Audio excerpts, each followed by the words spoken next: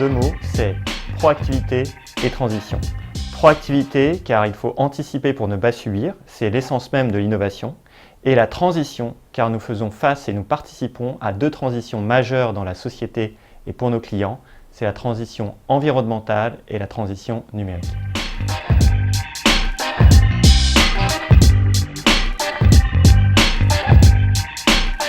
Nous commençons par l'acquisition de terrain et la construction de logements neufs, qui est la première étape du cycle immobilier.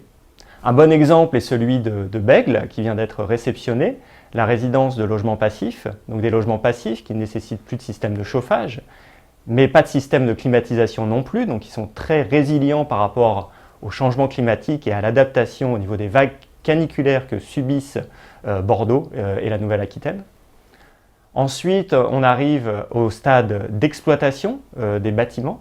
Là, nous travaillons depuis plusieurs années avec nos partenaires internes de la direction du patrimoine sur le monitoring, le suivi de la performance des installations produisant des énergies renouvelables, de l'eau chaude solaire, des panneaux photovoltaïques ou encore le raccordement au réseau de chaleur vertueux dans chacune des métropoles sur lesquelles nous sommes intégrés.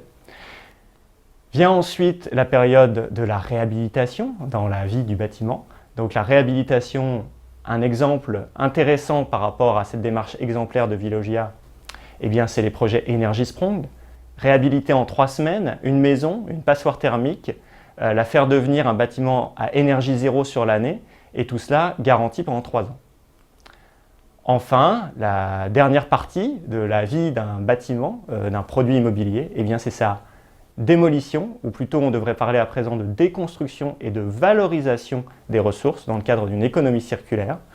2 projets d'envergure actuellement, un de recherche qui s'appelle Digital Deconstruction, avec des partenaires européens, pour utiliser les outils numériques de blockchain pour suivre les éléments qui sont déconstruits et voir comment ils sont valorisés sur d'autres projets.